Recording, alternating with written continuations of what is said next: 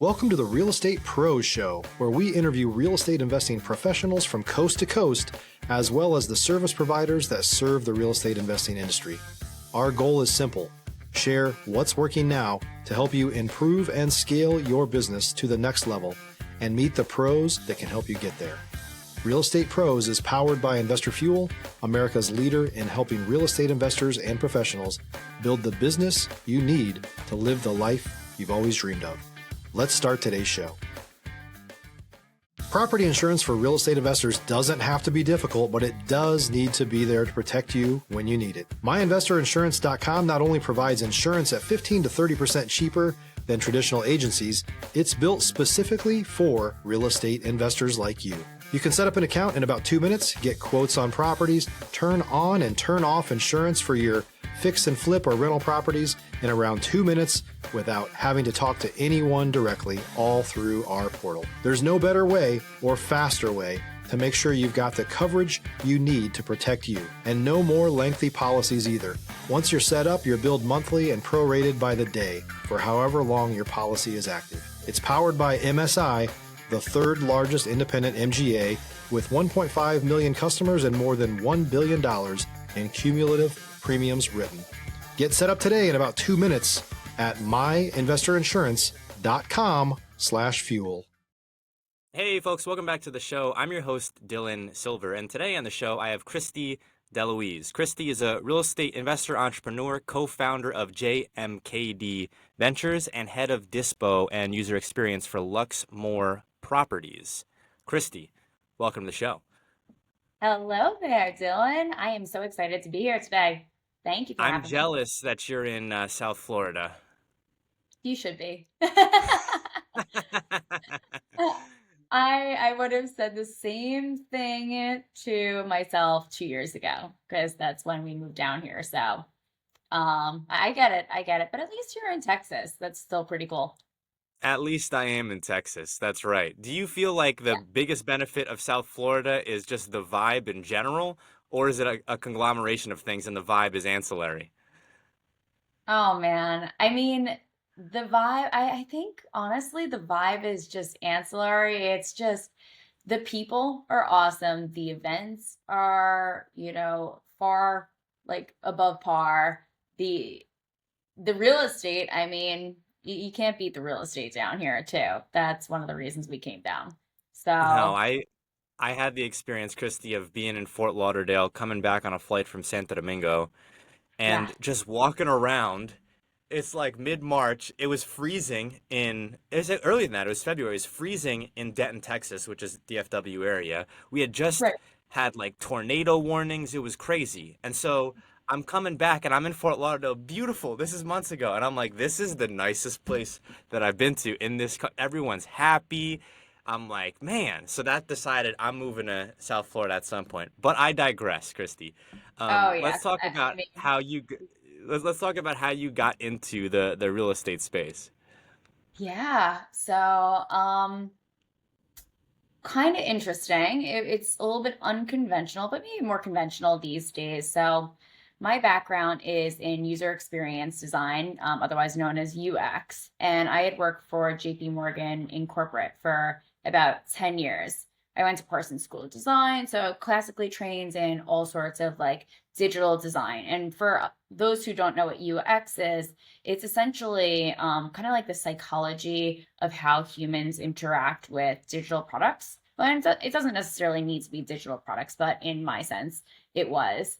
Um, so when you go on Facebook or Instagram, it's kind of when they change a button or a layout on you, they're not just doing that to annoy you. They're doing it to test if they're able to, help customers achieve their goals easier, so complete an action easier, or help the business essentially succeed in some sort of initiative or revenue growth activity or something. So I would help on the strategy side of that to help So grow credit card shopping experiences. I wish I had your foresight here, Kristie, when I was in school. So you went to a design school. Did you know at that point that it was going to be your future was going to be in UX? Did you know from the gate, or was it I have this passion, I like you know, kind of the architecture of the digital world, if you will, and I see that this is a passion of mine? Or was it very open-ended for you when you first got to school? Stop living on an island and join the #1 mastermind in America for professional real estate investors. Investor Fuel is a community of hundreds of the nation's top investors working together to build stronger businesses and better lives. In addition to the amazing community of real estate investors acting as a board of advisors for one another, Investor Fuel members have access to 100% funding on purchase and repairs for our members only, a health insurance program, and benefits and discounts that more than pays for the membership of most of our members, meaning it's actually costing you money to not be a member of Investor Fuel. If you're looking to scale your business and build a business that allows you to live the life of your dreams, please visit investorfuel.com today and book a call with our team. Yeah, I think it was more open-ended. I was somebody that was always interested in multiple areas of, even any career. So I knew that art was my passion. So I had a background in fine arts, doing photorealistic painting and drawing. And I was like, well, you're not going to make money on this in this world, at least. So what can I do to take that into and monetize it? So then I found the digital world, this kind of crazy product combined with science, combined with research. And I fell in love, and I knew that that was going to be the direction that I would go. But I think that, my interest in other multifaceted areas or multifunctional areas even came through in my thesis. I remember creating something called PEN. It was the Professional Exchange Network. And the goal was really to have people of different walks of life, like different careers or professions, go and swap places with other people in other professions so that they could kind of get a taste of what that other person would do. And I am a true believer that when you take somebody in a different discipline and you bring them into another one, they can absolutely add value too. They can look at it differently. I'm absolutely on the same page with you. I think you probably feel this to your core as I do, that as real estate entrepreneurs, you're problem solvers, but you also have to have this intellectual real estate neuroplasticity. Like, you can't be so locked into what you're doing today that if Airbnb is no longer allowed in your wherever you are, that you're up a creek without a paddle, right? You have to be able to adapt. Right. And it's hard for some people. It's hard when let's say you love doing fix and flips and the margins are getting slimmer and you love interacting with your crew. I even tell this to people, I learned Spanish so that I can interact in large part with contractors and so on and so forth. And then cool. Entonces, si hablas español, podemos hablar. Estás en el sur de Florida. Goals, man. There's a lot of Spanish out there, yeah? Oh, yeah. Oh my God, yes. It would be a huge advantage to you for sure. Sell lots of houses that way. So yeah, for me, when I started seeing less and less fix and flips, I had to realize that has to be a new way for people to make money in real estate. And I'm seeing a lot of people who were doing high volume and fix and flipping go into other strategies, whether that's new builds, which is great, but then you need to find the land, the vacant land, or it's note buying, hard money lending, so on and so forth. And so going into your education as someone who had a passion, enthusiasm for art, and you're talking about, it sounds like heavy art before it was digital, right? So you weren't like all in on digital. I'm very passionate about it. But you knew, as much as I love this, and you probably saw this, Kristie, there were probably people who were so in love with the actual artwork, like hand to tablet or pen to paper, that they had a difficult time transitioning into like the quote unquote business side of it. Oh, absolutely. I think that it's interesting because I did have a love for the pen to paper and the artwork. But once I went into more of the UX world, I was more interested in how you achieve large scale projects and how you get them done and what are the customers' needs that we need to actually build that are the non-negotiables in those products, and how do we advocate for those customers. So it did flip a little bit. And then in that, you definitely need to understand, well, what are the business's needs in this too? Like, what is the business trying to achieve and what are they trying to get out of it? And then how do we balance those needs with the customer's needs? And sometimes they're not the same. Sometimes they're at the odds. So the UX person is the person who comes in and says, well, hey, I understand you're trying to grow your revenue, and get your credit card account growth much higher. But you might also be doing that by throwing ads in people's faces. Okay, you're going to increase your click rate, but you're going to piss off a lot of customers, and then you're going to get a lot of abandonment. So are you looking to really put it in front of everybody, or can we put it in front of a specialized segmented group of people that are going to be appreciative of that? And then how do we also talk to them? How do we let them know that we think that this is the right product for them, not just look at this, Chase has this big flashy, brand awareness. This is not that. This is, well, hey, we see that you are making some purchases towards your Santo Domingo trip. Can we get you a travel card that you can earn X points back for this trip? Right? And I would love that. And right, is that creepy or is it not? So there's multiple levels of research that need to go. At this point, everyone has foregone their privacy in the name of free utility of these services, right? Like everyone's just aware that our phones are listening to us. One of the questions that I have in hearing you talk about this, I haven't had I don't think I've spoken with anybody who has your background ever. And so when I hear about UX and I'm thinking about this, is this a thing where more and more you're seeing people who are in that field who have a development background as well, as far as interfacing with, you're talking about like web development? Do they have a type of software engineering acumen, or is that an entirely different role? If you're looking for consistent, high-quality leads, look no further than Investor Machine. Investor Machine isn't just another agency.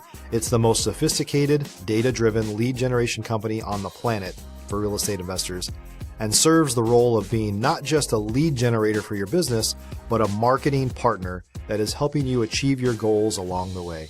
Go to investormachine.com to learn more and schedule a call with our team today.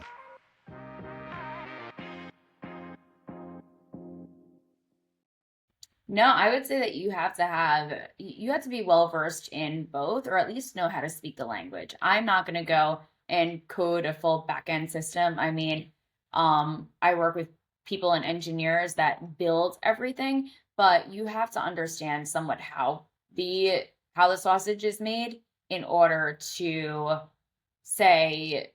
understand dependencies or what technologically cannot be achieved, because you don't want to go and scope out this big project where you have to throw, like we always say, build the right thing first instead of build it.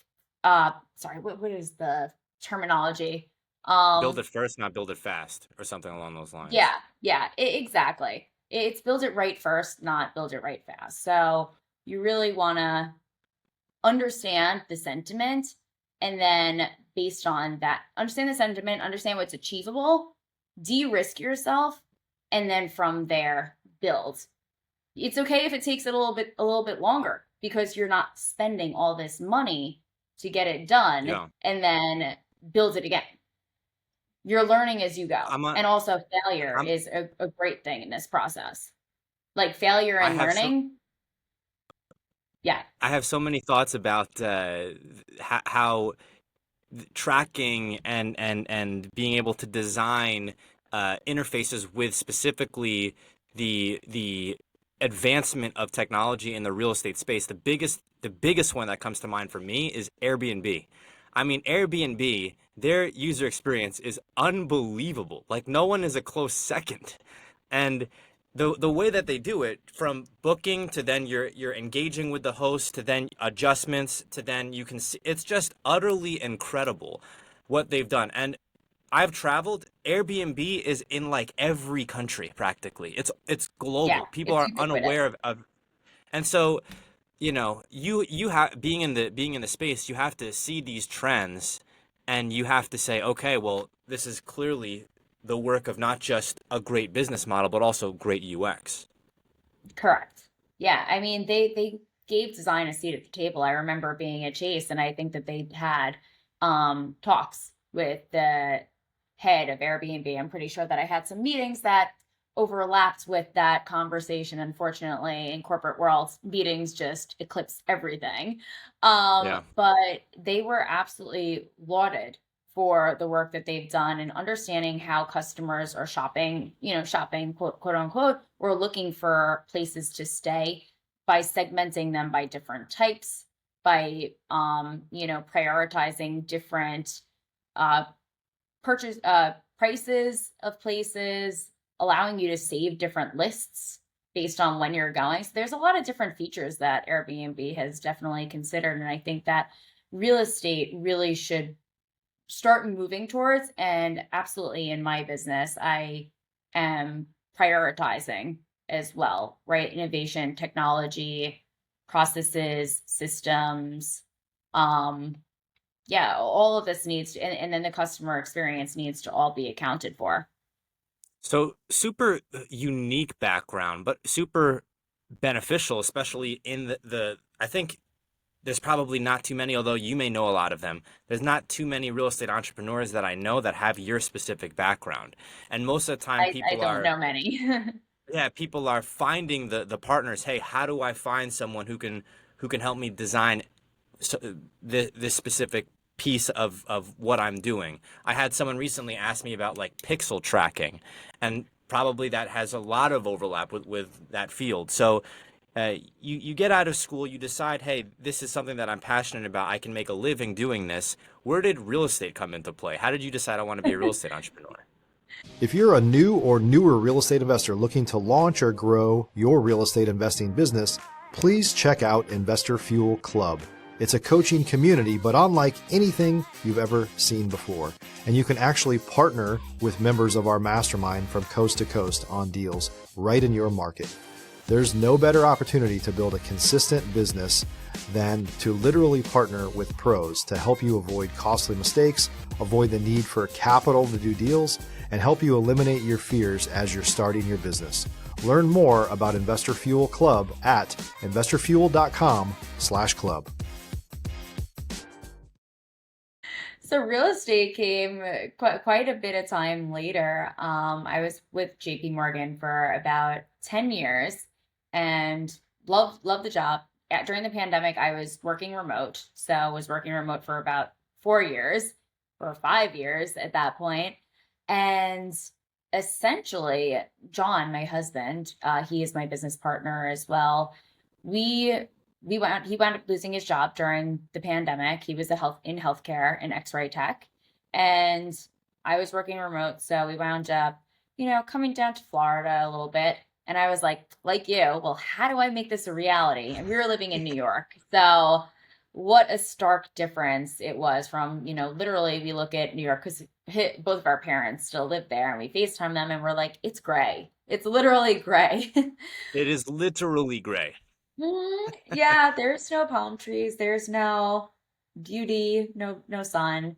So we were like, how do we make Yeah. this a reality? And at that point, I started looking into YouTube started serving me up all the things because it knew that I was searching, and it wound up serving me up Pace Morby, who I'm sure Yeah. most people know, but if they don't know, he is the king of subject to transactions. Um, subject to has been around for years. It's not something that's new, but he really commoditized it and brought it to the forefront, especially with these high interest rates and the need for investors to be able to cash flow because nothing's penciling out anymore. So he attracted me because I was like, well, interesting. I could look for a property and only come into it with, $20,000-$30,000 down and not have to deal with a bank. And it can be basically turnkey. I don't have to worry about flipping or renovation, which I have no idea about. Like, I was coming in as basically a real estate baby. I knew nothing. We were living in my mom's Yeah. basement apartment, so I had not experienced home ownership. So at that point, Yeah. we were like, well, let's get something where we can rent it out down in South Florida, and we can go visit it whenever we want. So we wound up we used some agents. We learned that in South Florida, it is actually much harder to do any sort of creative financing. Um, Mm, just because there's higher equity, sellers are a little bit less motivated because there's still an influx of people coming in, so the demand's high. Days on market are pretty normal, especially at that time. I mean, it was 2023, so we're coming down from the 2022 heyday. yeah, But things were still moving. So seller finance, if we really wanted to get into something or subject it was to, difficult. was not, yeah, it was not really an option. So we wound up going traditional, and we got a condo right outside of FAU, Florida Atlantic University. And our strategy was to rent to two college students. Now, that was our strategy. That did not happen until a year later because we decided to move into it because we were so compelled to be here. Yeah. So that is how we became Floridians, and that is how we actually got into real estate. From there, John, he was not employed by the hospital anymore, and um, essentially, I kind of pushed him to go all in on real estate. I said, "You have a huge background in public speaking, in social media." He had also run for Congress right after he lost his job. No small feat going from, yeah, I know, healthcare worker to U.S. federal Congress politician, and then down to South Florida into real estate. So our story is, yep, once again, multifaceted, multidisciplinary, multidimensional, entrepreneurial. So yeah, I pushed him into real estate, and I said, I think you're really going to be good in this space. We wound up going to one of the meetups, which was, hosted by one of the sub two South Florida Pace Morby community members. And we wound up just hitting it off super, super well with this team owned by Luxmore Properties.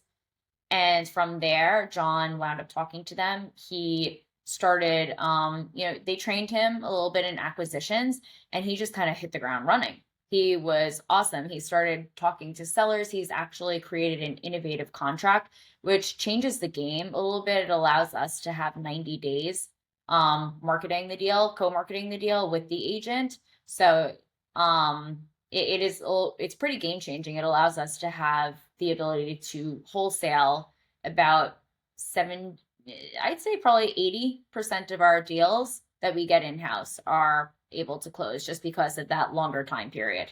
And he Now, also when you created, say marketing it with the agent, yeah. what agent are you referring to? Are you referring to something that's listed on the MLS? Yeah, so the deals that we target are usually direct to agent. So they Okay. do have an agent involved. It is on the MLS, and we're going to the agent and saying, hey, we believe that your seller might be benefiting from a subject to transaction. We see that there's a low equity in the deal. They might be motivated. There's higher days on market. Do you think this would be a good fit for your client? And we work with the agents to obviously pay out their commission. We pay out the seller their equity. And then we're very transparent in the fact that we're going to be wholesaling it and finding a buyer. We are not the end buyer. We are going to be working on your behalf to shop those terms and assign them. Yeah, that's huge. I think traditionally a lot of people were going in, and this is kind of where wholesalers got a bad rap. There's a Yeah, rooster over here on the ranch. I don't know if our I, listeners can I hear do it. hear it. It's pretty funny. I love it though. But the issue that a lot of real estate agents have and had with wholesalers is that people were coming in and still doing it and saying that they're the end buyer. This gets Yeah, tricky though because real estate agents themselves are held to a higher standard, this ethical standard where they can't engage in that type of, gamesmanship. It would be a deceptive trade practice for them to say that they're the buyer and then to assign it with the full intent from the beginning to assign it and never to be the buyer. So the fact that you guys are upfront about that differentiates yourself yeah. substantially, and having a unique strategy where it's not, you don't just have 3 or 5 days or 2 weeks to dispo it really helps you guys out too. Oh, absolutely. And that's why we're able to find buyers that are not just, investor buyers, but we occasionally come across a homestead buyer too, or two as well.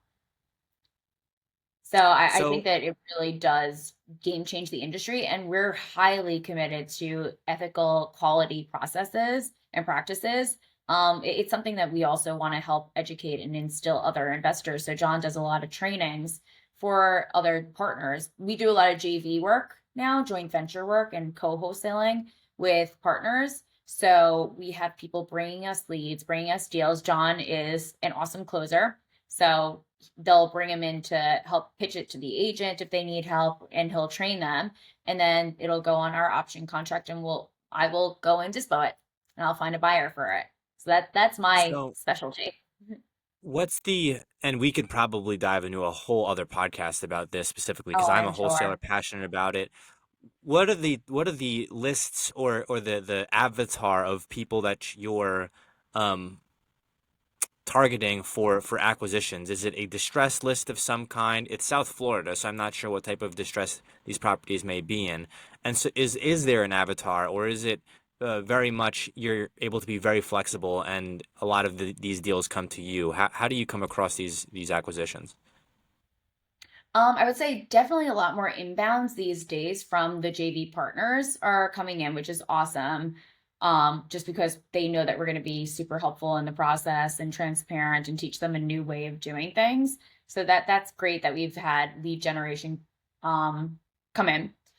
I would say additionally, in terms of avatar acquisitions wise, that is not necessarily my area per se, because Sure. I'm more on the dispo side, but you have to, once again, consider your customer as you're looking for deals. So who are the Yeah. people that are going to be buying these things? These are investors. These are people who want cash flow right away. So a turnkey home with low repair value or low repair amount is going to be key.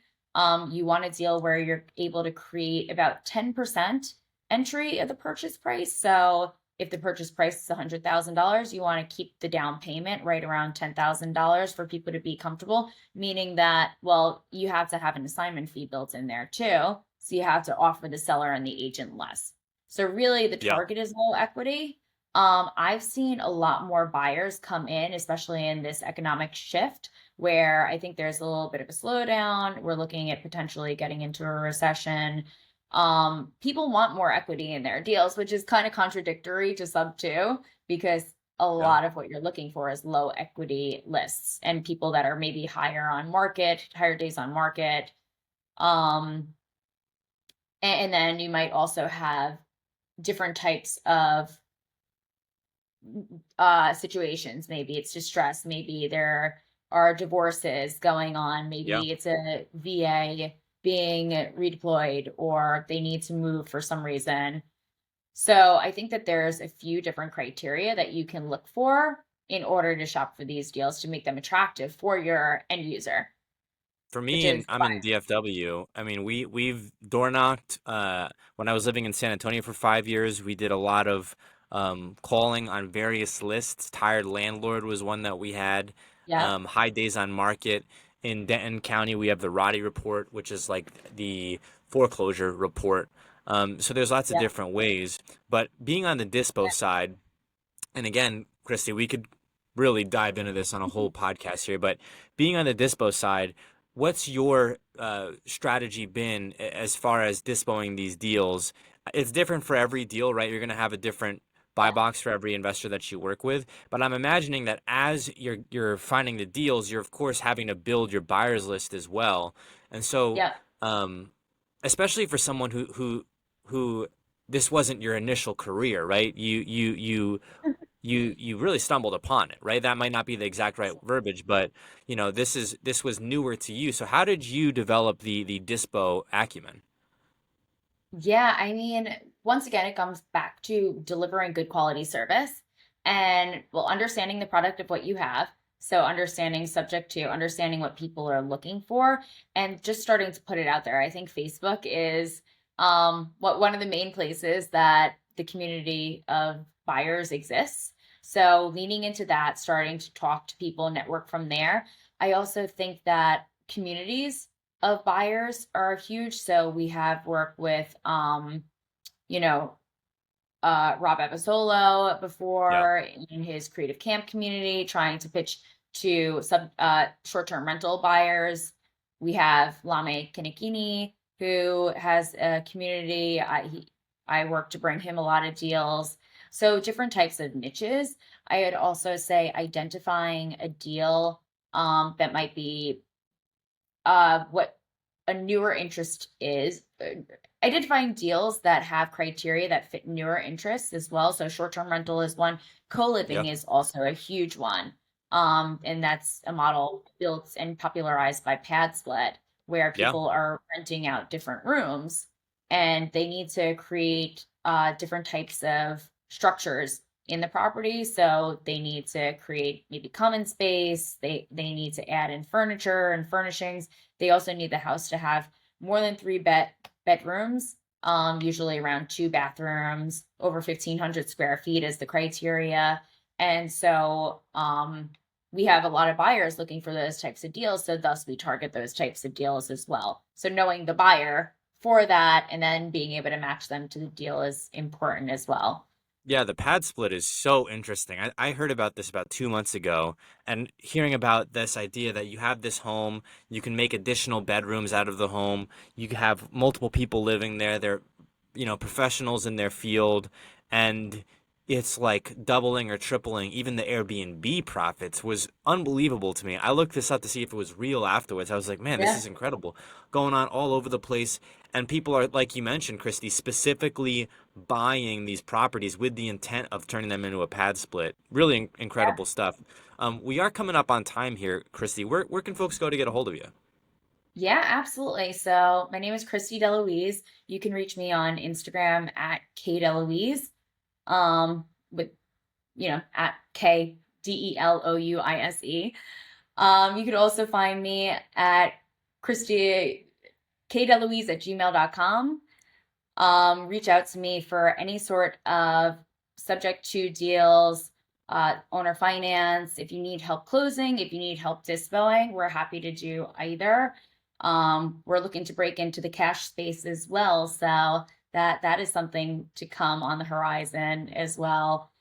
I would say also, if you want to do any sort of partnership with us, we're looking 100% for strategic partners to grow out our operations in terms of, buyers and sellers as well. Kristie, thank you so much And for then, coming on the show. how could I forget? Go And ahead. then, of course, there is a huge marketplace of deals that we have designed at luxmoredeals.com. So if you want to see my inventory of deals, check out those deals through Luxmore Properties at luxmoredeals.com. Is it luxmore.com? Yes, luxmoredeals.com. And then you'll be able to see all the creative deals that we have. And then you can reach out to me on any of those platforms. And hope to talk to people then. Yeah, absolutely. Kristie, thank you so much for coming on the show, for giving us some value, learned about UX, learned about Dispo in South Florida. So thank you so much for your time today. Absolutely. Thank you so much, Dylan. Thanks for joining us for today's Real Estate Pros Show. You can learn more about the amazing benefits of the Investor Fuel Mastermind community, including surrounding yourself with hundreds of other rock stars, 100% financing for your deals, and members-only discounts from vendors you're likely already using that, as a member of Investor Fuel, will save you more than the cost of your membership. Visit investorfuel.com to learn more. If you're interested in joining us as a guest of this show, please visit investorfuel.com/pros to apply.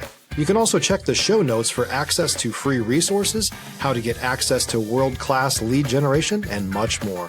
Don't forget to subscribe so you never miss another episode. Have a great day. We'll see you on the next show.